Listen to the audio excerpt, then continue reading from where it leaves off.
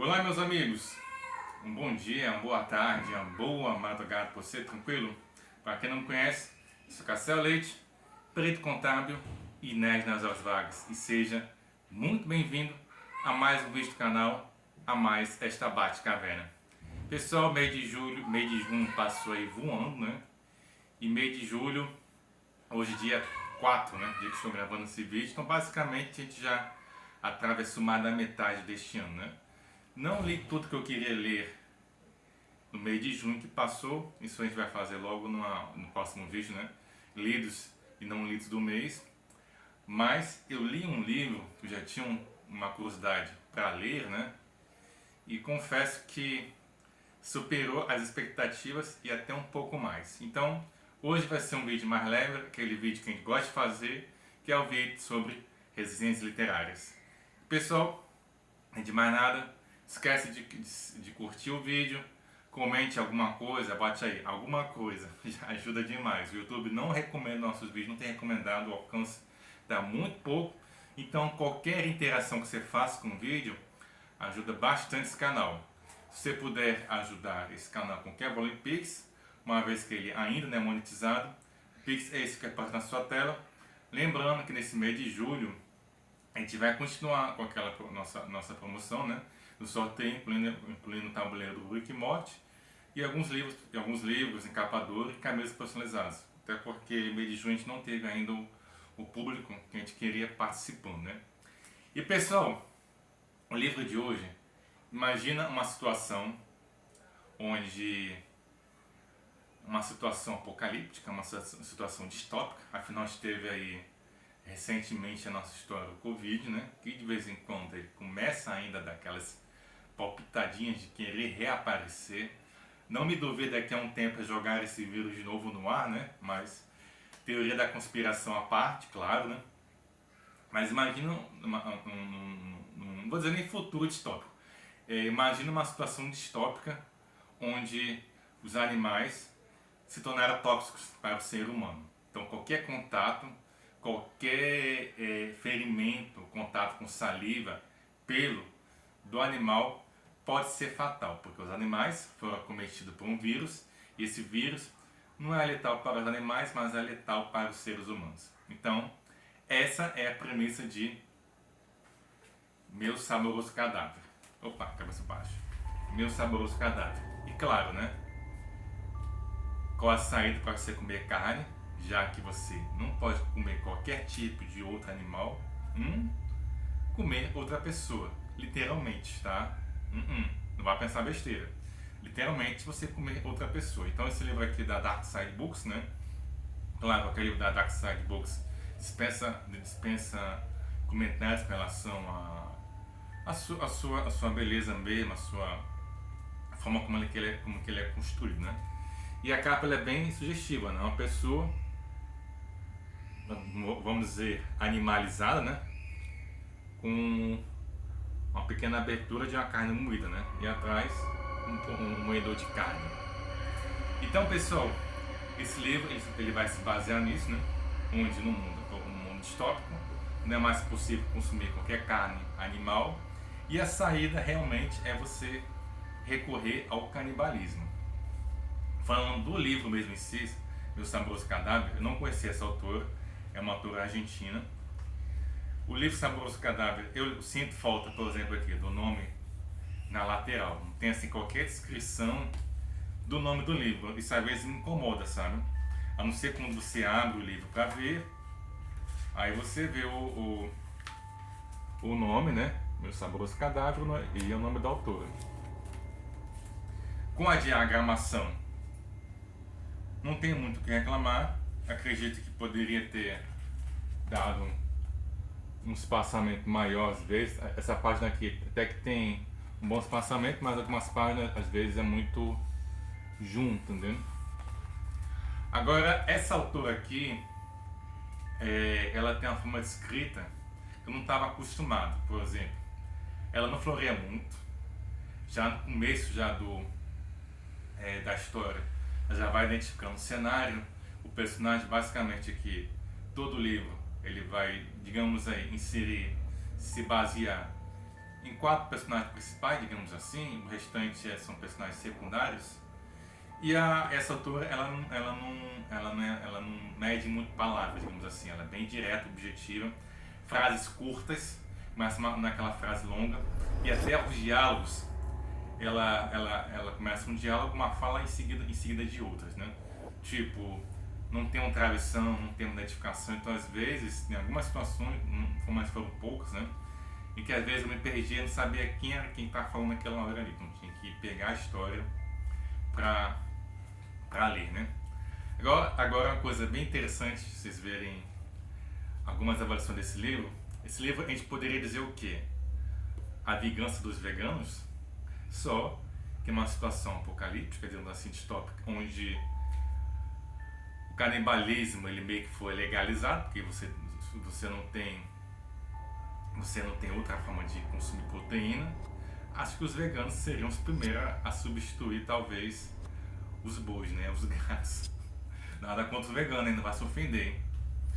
E pessoal, falando da história agora em si, vamos entrar no modo de spoiler, né?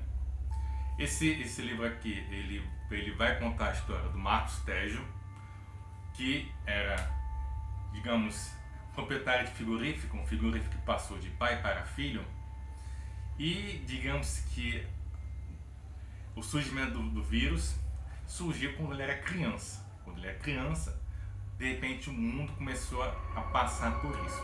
Quando surgiu o vírus, mais da metade da população mundial morreu, e ele viu o seu açougue, o seu frigorífico, né, falir por causa disso, e devido à sua experiência no abate de animais, ele acabou fazendo parte da criação e abate dos humanos. Vai ter uma classe de humanos criados para abate. Como é que são esses humanos? São pessoas mudadas geneticamente, né, para que cresçam mais rápido. O intelecto é um pouco inferior, as cordas vocais são arrancadas, porque afinal, carne não fala. Vocês perceberam que esse livro aqui, ele já tem alguns gatilhos, né? Ele é bem digesto, algumas coisas assim como que ele trata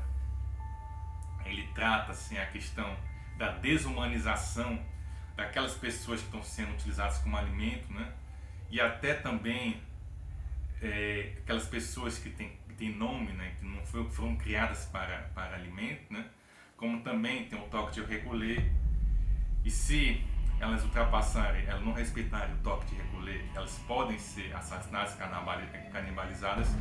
Como existe mais carne, por exemplo, as pessoas deixaram de enterrar seus mortos, porque afinal o cemitério pode ser violado, mas o corpo ser devorado. Então as pessoas vão e cremam. As pessoas que querem fazer aquele sepultamento, eles preferem cremar o indivíduo. Então eu posso dizer sem dúvida que esse livro aqui, até a forma como que ele escreve, como que a pessoa que é usada para abate, como que ela é abatida, como que ela é cortada, como ela descreve, como se estivesse cortando um porco mesmo, um gado, um cabrito, pode ser bem digesto para algumas pessoas. E esse livro aqui, ele divide, ele vê bem essa questão das classes, né? Mesmo uma situação como essa, haverão ainda pessoas mais abastadas, aquelas pessoas medianas que sonham ainda chegar à parte abastada, vivem de aparência, e existem aquelas pessoas que vivem à margem da sociedade, mortas de fome, os famosos carniceiros, que se você não tiver cuidado, andar pela noite, você pode ser alvo deles e se tornar comida de alguém. Pois pessoal, diante de todo esse cenário, basicamente a história vai girar em nome do nosso personagem Marcos Tejo, onde ele, digamos, ele é um administrador de frigorífico, onde faz o abate, ter a qualidade da carne, né? Só que, digamos que os primeiros capítulos, a parte 1, é descrevendo todo como é essa dinâmica, como são os frigoríficos, é falar como que as crias, né, não são criadas como pessoas, né, as crias, né, elas são criadas para servir de abate, ou alimentação, os tipos de peças, né, as mais valiosas. E engraçado é que como basicamente você não pode mais utilizar um animal, né, como fonte de comida, de alimento ou outras coisas, então quase tudo, o couro, o pelo, o cabelo, dentes, unhas, tudo que no caso abate de uma pessoa, aquela pessoa criada para abate, é aproveitado. Como por exemplo, quando a gente abate um boi, quase tudo dele é aproveitado, desde o chifre, os pés, o couro e etc. Então, aqui também funciona dessa forma. Basicamente, o gado ele foi substituído por uma pessoa criada para aquilo, né? E é interessante, quando esse livro aqui, que, como eu falei, justamente essas pessoas criadas para o abate, elas são desumanizadas, não está abatendo uma pessoa. Se você cortou a mão para devorar, você não chama de mão, chama de peça superior, um pé, uma peça inferior. E assim por aí vai.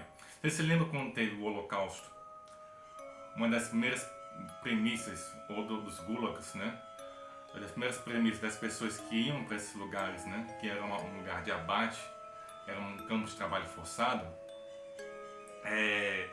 Aquelas pessoas eram meio que desumanizadas, cabelo cortado, roupa tirada. Então, o alemão que via aquele judeu que estava em concentração, ou um russo que via um trabalhador que estava lá, um inimigo político que estava naqueles gulags, ele não era pessoa, era um ser desprezível que estava ali porque tinha que ser punido. Então, essas pessoas que servem para abate, elas são completamente desumanizadas. E claro, nessa primeira parte do livro, né, vai mostrando também que as pessoas podem criar aquela raça inferior, né, de pessoas criadas para o abate, né, mas onde é que está digamos, a incoerência, né, às vezes, assim, o humor do livro, o humor negro, né, você criar uma peça dessa, um ser, né, você é uma criatura dessa, para se abater ela em casa, como você já viu nos filmes, né, como A Estrada e outros, como tem alimento, você começa a perseguir as pessoas, né, às vezes a pessoa prende no porão e vai devorando as pessoas ao pouco, corta o braço, depois corta todo o braço, tá vendo? É mais ou menos essa a premissa do livro, né, a pessoa vai criar aquelas outras que são criadas para abate. Só que a lei municipal diz o seguinte: você utilizar aquela pessoa, em vez de como alimento, mas como um escravo na sua propriedade, aí não, aí você é executado no matador municipal e você é servido de alimento, porque afinal, abater uma pessoa para alimentar é de boa, agora trabalho esforçado é barbárie, não é não? Então, na parte 2, na parte 1, a gente vai ter toda essa apresentação, todos os cenários, toda essa dinâmica, né, dessa distopia, digamos assim. E na parte 2, quando você já tem um Tejo, você mostra o nosso personagem principal, Marcos Tejo, você vai conhecer sobre as suas frustrações, sobre a relação conflituosa que ele tem com a irmã, o pai que está no asilo depois que perdeu sua mãe, ficou com uma certa demência, aquilo tudo que ele faz aquele trabalho do frigorífico que ele mesmo não gosta, mas ele faz porque é o que ele sabe fazer para pagar as contas, até que um dia o Sr. Craig, o dono de um grande frigorífico, resolve presentear Marcos com que uma fêmea, não vou dizer mulher para abate, uma fêmea de criação, afinal ela é uma PSG pura. E que nem quando você marca um gado, né? Então ela tem a marca na testa, né? E nisso, Marcos Tejo, ele fica assim, mano, mas o que é que eu vou fazer com essa fêmea aqui? Não tem como criar, não tem como abatê-la, etc. Só que tem a parte fofinha do livro, né? Ao decorrer da parte 2 e 1, você percebe que uma certa aproximação dele com essa pessoa, com essa mulher, no caso fêmea, que seria abatida. O objetivo dela era ser criado para o abate. E ele faz algo completamente proibido, de acordo com a lei deles, né? Que é copular, digamos assim, com essa fêmea, que afinal isso é bem proibido. Você não pode usar nenhuma das peças usadas para abate como escravo, nem como escravo sexual. E só que, como ele já tinha perdido um filho e ela passa a ficar grávida dele, então meio que cria um gatilho, sabe? Ele começa a protegê-la, ele começa a vigiá-la, ele passa a ter medo que a fiscalização descubra que ele copulou com uma fêmea, que a fêmea está grávida dele, que ele seja executado por isso, que ela seja morta por isso e perca o filho. Aí você passa a história toda assim, olha que fofinho, eles vão ficar juntos. Aí tá o plot twist. Depois de todo esse cuidado que o Marco Tejo tem com sua fêmea, a qual ele dá o nome de Yasmin, todo cuidado, todo carinho, ele se jura que ele está criando, vê aquela peça, digamos assim, como uma pessoa que ele sente algo verdadeiro por ela, até que um dia ela passa a entrar em trabalho de parto, né? Aí, nesse momento ele liga para sua ex-mulher, a Letícia, enfermeira, vem aqui Letícia, vem aqui para casa, abra sua mente. E quando a ex-mulher dele olha assim, meu Deus, você me tocou por isso, essa criatura, você quer ir parar para o matadouro municipal, afinal dali é uma infração gravíssima. Mas ele fala, não, mas ela está esperando um filho meu. Nosso filho, talvez, o nosso, porque eles tinham um filho junto que perderam, né? Aí tá, então eles fazem todo o trabalho de parto, faz tudo direitinho, para no final você pensa que vai ter um final feliz, que agora talvez Marcos se reconcilie com sua esposa e talvez ex-esposa, talvez Yasmin, aquela fêmea a qual estava criando ali junto com ele, passe também a fazer parte da família, mas não, no exato momento Marcos Tejo a atordoa com uma marretada na cabeça e leva ela para abate. Letícia fala, meu Deus, por que você fez isso? Ela poderia nos dar mais filhos? Aí ele fala, era só um animal domesticado. Isso aqui ele fala bem, eu te falei que tem gatilhos. Esse livro aqui, eu posso dizer que sem dúvida foi o mais indigesto que eu já li. E também um dos mais interessantes, não conhecia essa autora, que é a Basterrica. Peraí, deixa eu achar aqui. A Agostina Basterrica. Se não me engano, ela publicou um livro recentemente, que é esse aqui, que eu não vou lembrar o nome, eu vou colocar aqui na tela. E posteriormente eu vou procurar para ler também, gostei muito da leitura dela. As últimas parágrafos você vê assim como que esse livro ele é cru, ele é pesado. Ele se posiciona atrás de Yasmin, que o olha com desespero. Primeiro abraça e beija a marca de fogo, bem aqui na testa. Tenta acalmá-la. Depois se ajoelha e diz, fica tranquila, tudo vai ficar bem, fica tranquila. Passa os panos molhados por sua testa para limpar o suor, canta Som Mantaima em seu ouvido. Quando ela se acalma um pouco, ele fica em pé, segura a cabeça pelo cabelo. Yasmin só mexe as mãos tentando abraçar seu filho, que falar, gritar, mas não há som, porque eles tiram as cordas vocais, afinal, carne não fala. Ele levanta a marreta que trouxe da cozinha e abate na testa dela, bem no centro da marca de fogo. Yasmin cai atordoada e desmaia. Cecília se assusta com o golpe e olha sem entender. Ela grita, por quê? Ela podia nos dar mais filhos. Enquanto arrasta o corpo da fêmea até o galpão para abatê-lo. Ele responde com uma voz radiante, tão branca que machuca. Tinha o olhar humano do animal domesticado. Então essa é a última parágrafo do livro, que para mim assim foi o grande plot twist.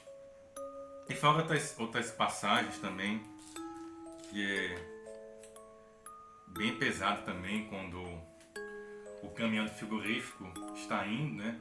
E os carniceiros, são aqueles miseráveis, tombam o caminhão, e como eles atacam o motorista, como eles atacam as espécimes que estão fugindo, como ela descreve isso, é bem indigesto para algumas pessoas. E pessoal, esse foi Meu Saboroso Cadáver. Eu daria um 9 ou 8, um 9. 10 para mim tem que ser uma coisa excepcional. E tem algumas coisas ali que da diagramação que me deixou assim, sabe? mas o livro assim em si é perfeito. Sabe aquele livro assim que você lê e você imagina todo um filme sobre ele? Esse aqui então é Saboroso Cadáver.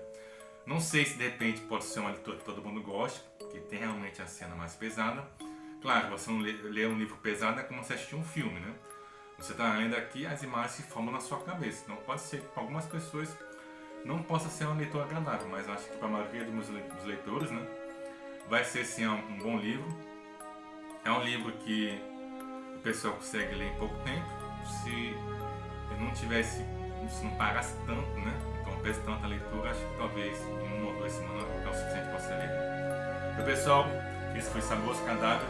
Se você já leu, comente aí. Coloque aí nos comentários, deixe sua opinião. Gostou? Leia esse livro? Um abraço a todos, pessoal. Não esqueça de curtir, comentar e compartilhar. Comente principalmente a sua interação. É muito importante para que esse canal alcance mais pessoas. Me siga lá nas redes sociais. Instagram Cassel Leite, TikTok Cassel Leite, Facebook Cassel Leite.